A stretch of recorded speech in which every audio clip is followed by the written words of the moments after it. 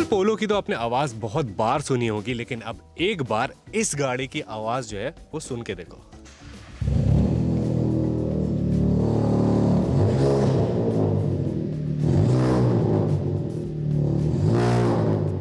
आज जहां पर मैं आया हूं ना, वहां पर एक ऐसी गाड़ी है जो शायद वर्ल्ड में बहुत ही ज्यादा कम है और काफी ज्यादा सुपर रेयर है। And the name of the car is Ford GT400, जो कि ये हमारे सामने खड़ी हुई है। तो इसी तरह से आपके जहां पर मैं आया हूं वहां पर आपको लांसर ईवो भी मिल रही है, जो कि अगेन अगर आपकी रेयर कार हो जाती है। आपकी यहाँ पे काफ़ी सारी BMWs खड़ी होती हैं जो कि परफॉर्मेंस वाइज काफ़ी ऊपर की गाड़ी हो जाती है। इनफैक्ट हमारे पीछे एक पोलो खड़ी हुई है जो कि आपकी 200 ब्रेक हॉर्स पावर प्रोड्यूस कर रही है।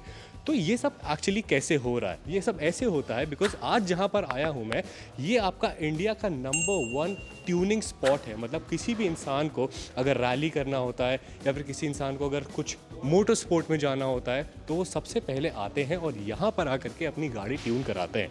तो 2 जगहें थी जो कि एक्चुअली आपकी रेस ट्यूनिंग और फिर मॉडिफिकेशंस करती हैं, बॉडी ट्यूनिंग करती हैं, जिसमें से आपकी पहली जो जगह होती है वो ये है जो कि आपका स्पीड स्पोर्ट है, और दूसरी जगह की वीडियो आपने ऑलरेडी देखी हुई है जो कि आपका GT ट्यूनर्स है। तो चलो शुरू करते हैं आज का हमारा video along with me, that is Sam Siddiqui from the rolling pistons, और आप सभी लोगों को मेरा पिस्टन सलाम बॉस।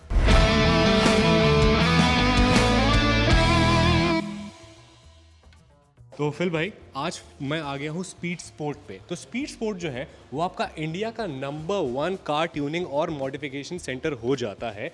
और जो हमारे फिल भाई हैं ये एक्चुअली रेसर रह चुके हैं, रैली चैंपियन रह चुके हैं, और ये जितनी भी आप ट्रॉफीज देख रहे हो सब कुछ इन्हीं की। तो सबसे पहला मेरा सवाल हो जाता है कि जिस गाड़ी पे आप बैठे हो, ये मेरे को फोर्ड वर्सेस फरारी में ये गाड़ी दिखी जिसको मैं फोर्ड GT40 बोल रहा हूँ।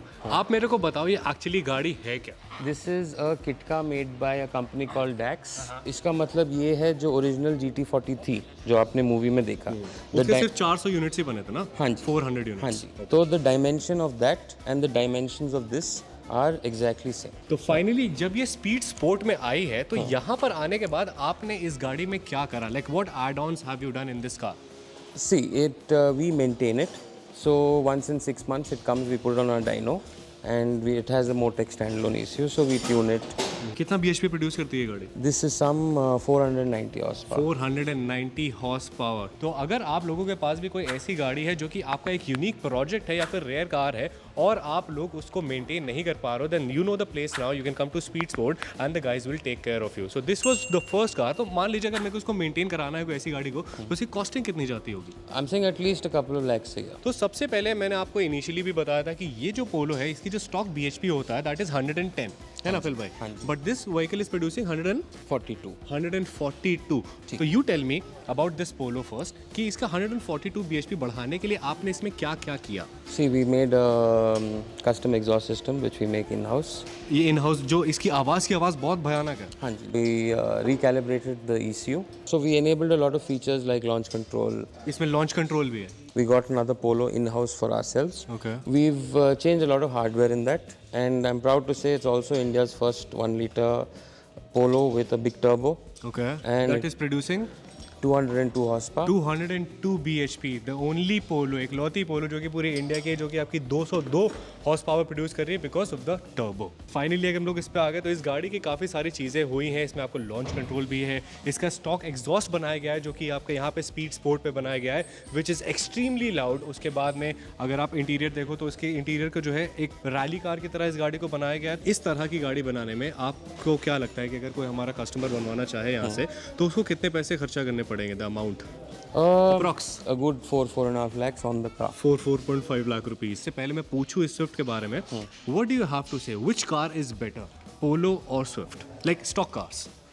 See, I'd say Polo because in terms of the way it drives, the suspension, all that is a lot better than the stock standard factory Swift. Definitely, if you mod both, the Polo runs away with a lot more numbers. Okay, तो पोलो इन दोनों में एक better car हो जाती है क्योंकि इसका stock कितना होता है? This power is 84 horsepower. 84 horse power. तो पावर वाइज जो आपकी पोलो है वो ज़्यादा बेटर हो जाती है। तो इनफैक्ट उसको अगर आप थोड़ा सा भी ट्यून करोगे तो वो ज़्यादा फास्ट हो जाएगी और क्विक हो जाएगी, बेटर हो जाएगी। तो इस गाड़ी में आपने एक्चुअली क्या क्या करा हुआ है? We're running suspension on it. We're running different gearbox ratios. We also worked on the head. It's running a high-lift performance cam. Okay. And an exhaust system and intake manifold. Okay. So we've got around 25 to 26 horsepower over stock, Okay. which for a naturally aspirated engine is quite a lot. Okay. But in terms of gain percentage, you know, this is run away with, we got 70 or 40 horsepower इसमें 40 horse power ज़्यादा हो with जाता half the work. है and what about the average average किसका ज़्यादा better है Right now, after tuning, the Polo gives you a better mileage. ये better mileage भी If दे you, रही है if you drive it sedately okay और आप आराम से चलाएंगे, जैसे अपने घर वालों के साथ बैठ के चलाते हैं, ये आज भी 10 से 14 किलोमीटर पर लीटर देता है. ठीक है तो अब हम लोग फाइनली आ जाते हैं हमारे अगले सवाल के ऊपर जो कि ये है कि इसका तो आपने बता दिया कि इसमें आपने जो चीज़ें करी वो करीब 4.5 लाख रुपए आपका खर्चा हुआ बट स्विफ्ट में भी आपने काफ़ी सारी चीज़ें चेंज कर रखी है ना इसके अंदर आपको कितना एक्सपेंस आएगा We've done a lot more hardware changes in this. तो इसमें 5-5.5 लाख रुपए का खर्चा है. 5-5.5 इसमें भी आया आपका खर्चा क्योंकि मतलब ये जब हमारे पास आई थी पुरानी थी, ये 3-4 साल पुरानी है. Okay. So there was a lot of OEM work also, like bushes and brakes and stuff like that. ये हमारे पास brand new है. ब्रांड न्यू है ठीक है तो इसमें भी आपके 5-5.5 लाख रुपए लगे इसमें आपके 4.5 लाख रुपए लगे और मेंटेनेंस का कैसा सीन रहता है boss Maintenance for both is same. Same It's just that Suzuki parts prices are a lot cheaper. The Volkswagen parts prices are considerably more expensive when you compare it to Suzuki parts prices. But in terms of work, in terms of robustness, both are same. Both same ठीक है अब मेरा एक और सवाल हो जाता है यहाँ पर कि मान लीजिए इसमें तो आपने बहुत सारा काम करा हुआ है बट जो बेसिक कॉस्ट होती है आपकी ट्यूनिंग की जो बेसिक कॉस्ट होती है वो कहाँ से शुरू होती है मान लीजिए अगर इनमें से कोई भी अपनी स्विफ्ट या फिर अपनी पोलो को लेकर के यहाँ पर आए और कहे आपसे पूछे कि सबसे बेसिक कॉस्ट मेरे को कितने में हो जाएगी जिसमें मेरी गाड़ी थोड़ी सी फास्ट हो जाए तो वो क्या कॉस्ट है उसमें आप क्या क्या करोगे See, if it's from car to car, it changes. But if it's a Swift, a current generation Swift, we start at $18,000. 18,000 रुपए इज द स्टार्टिंग 3 स्टेजेस होते हैं ट्यूनिंग के स्टेज 1 स्टेज 2 स्टेज 3 स्टेज 1 में खाली आपका ECU जो है वो आपका रिमैप करा जाता है स्टेज 2 में जो है आपकी और चीज़ें थोड़ी सी ऐड ऑन हो जाती हैं एग्जॉस्ट वगैरह स्टेज 2 में होते हैं ना Yes.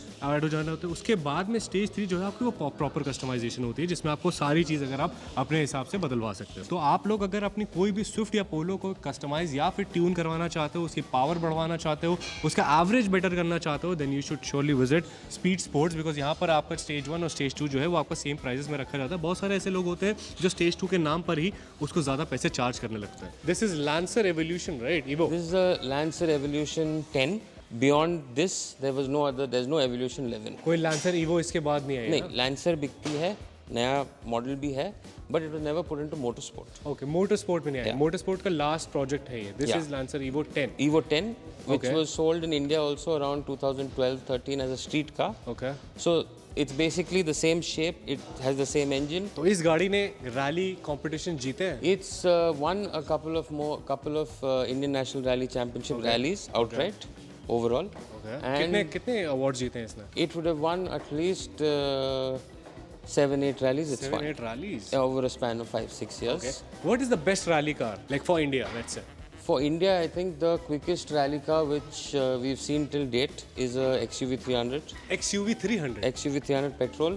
okay It puts a lot of horsepower down, and I was looking after Mahindra when it was inducted into rallying, okay and we did a lot of testing in it, and it has a Sadef sequential box, okay and it's very very fast. XUV 300 Yeah. है ना ये मतलब shocking था मेरे लिए what is the top speed of this car Because of the gearbox that it runs, the top speed is limited to 195 kilometers an hour. 195 that's Yeah, less. because see it's less in the sense if you go to the racetrack it's different, but even if you drive a tarmac rally or a gravel rally, the top speed is relevant to the road. required speed The road. okay Now, if the road is only 12 feet broad, there's no point of taking a car to say 250 kilometers an hour because you'll never do it. अब मेरा एक और सवाल हो जाता है आपसे जो कि ये है कि आप जो है जो यहाँ पर जैसे जितने भी इंजन होते हैं ठीक है अगर वो इतने ज़्यादा केपेबल होते हैं तो फिर वो हमें कंपनी से ही उतने ज़्यादा पावर चेकआउट करके क्यों नहीं मिलते See what if you look at a OEM manufacturer, they have to look at say 15 years of ownership. There are warranties, there are claims, there are lawsuits which can happen globally, and also a car is it's flatlined saying a 60-year-old person also should be able to drive it. A 18-year-old person also should be able to drive it. So in terms of, you know, nobody should, for them to get the numbers, they design it from a perspective where nobody should say, "Arey, this is too sharp for me or too fast for me." Also, from an engineering perspective, if when they design the engine or the turbocharger or a lot of things, there is mileage in mind. You know, a lot. You know, if they have to sell 5 lakh cars, you know, people out of the 5 lakh, the majority will buy cars which give great fuel efficiency. Okay. Now, if you gear it differently or if you get a lot more horsepower out of it, you might not get that mileage. Okay. Then there's obviously segment competition. Okay. Like I'm saying, a Swift gives more mileage than a lot of other cars. Okay. You know, today, current gen Suzuki's, they give you mileages of 19, 20, 20. 22. Versus if you look at a lot of the European players, you know, they've improved, but they're still at 15, 16. Okay. Now, for a lot of people to buy a car, that might be a criteria. True. So they flatline it where it's nor here nor there. Okay. तो यहाँ पर जो आपके यहाँ पर speed sport पे गाड़ी आप सर्विस वगैरह भी करते हो? We do everything. Everything. So what includes everything? Tell me please. quickly. From a Tata Nano to a Mercedes, a Audi or a Porsche is something we're happy to look into and to facilitate. Okay. अब यहाँ पे मैं थोड़ा सा distract हो रहा हूँ. हाँ. स्टीम है ये, है ना? हाँ जी. Maruti Suzuki steam. हाँ. ये गाड़ी बहुत सारे जितने भी आपके कॉर्पोरेट्स होते थे, उन लोग के पास ये गाड़ी चलती थी. लेकिन आपने इसको कुछ और बना रखा है. तो क्या ये गाड़ी अच्छी गाड़ी है? See, what we in that day and age, this used to be the mod car of preference. When I say day and age, I think from all the way from 94, 95. Yeah. Then I think somewhere in 2000, the engine changed to a fuel-injected engine. So what we've done to it, we're running a wide body kit, like the fenders and the arches are मतलब extended. ये गाड़ी ना second hand market में आपको 40-50,000 रुपए की मिल जाती है आराम से. This is something we built 10 years ago, Okay. and it has a turbocharged engine. Okay. Uh, same engine या फिर आपने इसमें कुछ करा है? same engine. We've strapped on a turbocharger. We strapped on different ECU Okay. and tuned. Okay. So- तो अब ये गाड़ी कितनी भागती है? क्या पावर फिगर्स क्या है? See, back in the day, I think we tuned it to 165 horsepower, 165. and the standard was 84. 84. तो मतलब more than double, right? We, you know, that's where we stopped. Okay. Where we said, okay, it's got double of what इससे it. ज़्यादा नहीं करता है. हाँ. ठीक है. So, तो इसके बाद और इसको ऐसे प्रोजेक्ट बनाने में आपको कितना खर्चा आता है? see, back in the day, for whatever this was, I think some 6 to 7 lakhs was spent for in totality. Everything. Yeah, because it has an ECU, it has race dampers, it has different tires and wheels, it has different brakes, it has a limited slip differential, Okay. a lot of things. Okay. So, in that sense. Okay okay. अब ये जो आप पोलो देख रहे हो, ये गाड़ी जो है ये इंडिया की पहली गाड़ी है पोलो जो कि 202 bhp प्रोड्यूस कर रही है. ठीक है. और ये किसने करा है? ये हमारे फिल भाई ने करा है. जो भी आप यहाँ पर काम करते हो, जो भी आप ट्यूनिंग करते हो या फिर जो भी आप मॉडिफिकेशन करते हो, तो उसके ऊपर आप वारंटी देते हो या क्या चीज़ होता है उसका? See, a lot of, in terms of, see, if you enter motorsport, like if you enter an autocross, if you enter any of that, world over, I don't think it makes sense to give any sort of warranty. Because end of the day, you're driving hard, you know, there are, anything can break. Okay. You know, to put it in perspective, even in Formula 1, engines blow. Okay. In Formula 1, drive shafts pop out. Okay. In Formula 1, gearboxes fail. And that is the pinnacle of motorsport Okay. in the world. You know, on 4 wheels, of course. So I'm saying if that can fail, then because the environment and the requirement is so stressed. For motorsport, I don't think you know it makes sense to put this thing saying, you know, it's valid for 2 years or valid for 3 years. But on all OEM regular servicing work, whatever we do, we are here and we stand by for the work that we do. जितनी भी आप यहाँ पे चीज़ें कर रहे हो, क्या ये इंडियन लॉस के हिसाब से लीगल है या नहीं है? See, the 2019 or 2018 यहाँ पर ऐसी आवाज़ें आती रहती हैं, मतलब you can't help it. So I think in 2018 or 19, the Supreme Court came out with a ruling which said any modification to a car is deemed illegal. Any or all modification is here. You know, it might be an upsize of tire which didn't come from True. the manufacturer. So I think it's a knee-jerk reaction because they didn't want to get into the nitty-gritties because it's a vast hornet's nest that you'll open. So they said put a blanket over it and whatever.